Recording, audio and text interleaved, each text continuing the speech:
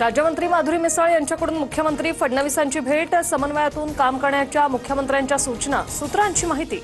शिरसाट मिसाळ वादावर अखेर पडदा। महिलांच्या संदर्भात महाजनांचं नाव वारंवार का येतं? प्रफुल्ल लोढाकडे कोणते पुरावे?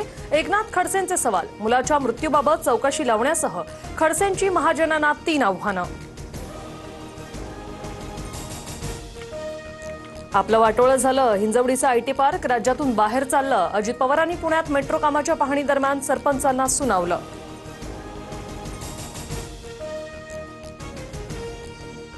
सरकारला उशिरा शहाणपण सुचलं, अजित पवारांच्या हिंजवडी आयटी पार्कबाबतच्या वक्तव्यानंतर सुप्रिया सुळेंची टीका। संकट दूर होऊ दे, रमी खेळल्याच्या आरोपावरून अडचणीत आलेल्या कोकाटेंचं शनिदेवाकडे साकडं। अडचणीत सापडलेल्या मंत्र्यांकडून शनिदेवाच्या दर्शनाचा सपाटा। शरद पवार मुख्यमंत्री फडणवीसांची भेट घेण्याची शक्यता। साखर कारखाने आणि कंत्राटदारांच्या समस्यांबाबत ही भेट होणार असल्याची माहिती। महाराष्ट्रात पीएम किसान लाभार्थी संख्येत चौपट वाढ। आतापर्यंत 37,000 कोटी वितरित। 20वा हप्ता लवकरच शेतकऱ्यांच्या खात्यात जमा होईल। 14,298 पुरुषांना लाडकी बहीण योजनेचा लाभ। 10 महिन्यांपर्यंत 21 कोटींचं वाटप।